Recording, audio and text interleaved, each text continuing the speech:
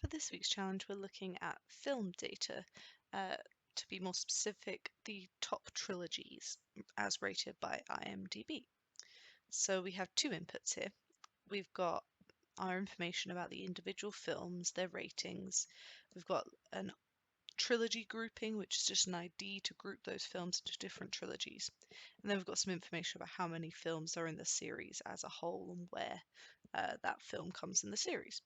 So first of all, what we want to do basically, if I look at the second input, is I've got the trilogy name, so the name of the trilogy, and the ranking, the actual ranking. So we need to find a way to join these two data sets together, and therefore we need to calculate the ranking of these films in the trilogies in our first input.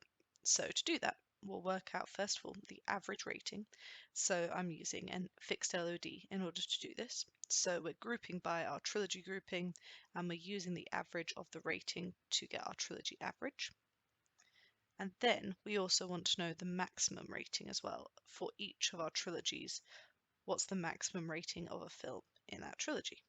And that gets us, in a similar way, this fixed LOD calculation, grouping on the trilogy grouping and using the max there in the drop down instead of the average for that rating. Okay, so now we can see that, say, if I'm looking at the Lord of the Rings trilogy here, we've got a trilogy average of 8.8 and a trilogy max of 8.9.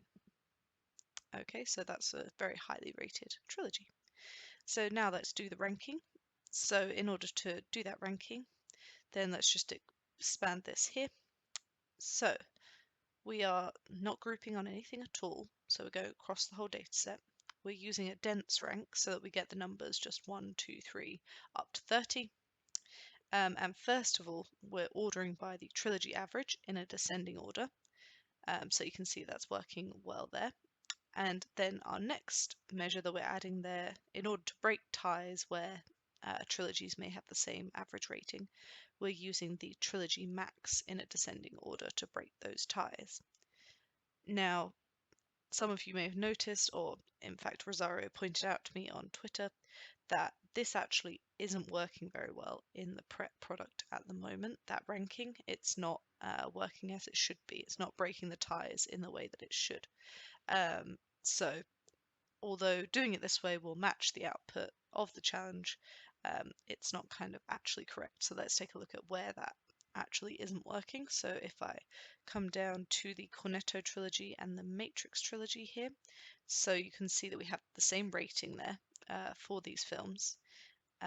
Sorry, the same average rating for these films. But then we can see the maximum for Shaun of the Dead for the Cornetto trilogy versus the maximum for the Matrix films. The Matrix films should be ranked higher than the Cornetto trilogy, but actually it's not doing the ranking correctly there. So one to look out for, one that I've flagged to the prep dev team, so hopefully a bug that will get resolved in the future. But yeah, the more important thing is that you're using the correct technique in the challenge, and we'll just iron out those little bugs. And in future, hopefully that will be correct. Okay, so we're ready now to join, but first we're going to do a little bit of cleaning up to the second data set, where basically we just have the word trilogy. Sorry, I'll show you it there. We have the word trilogy coming at the end of every single one of these. We don't really need that. So there's a couple of different ways that we can do that. I like to, in prep, just use the split functionality. So if I just do an automatic split on that field, when it still has the trilogy word there, then it just goes ahead and gets rid of the trilogy word. So this is what happens. We get this extra field here, this trilogy split one. We remove our original trilogy film and we just rename that. You could also use a replace function as a calculated field. It's up to you. I like the clicking functionality in prep quite a lot rather than writing formulas.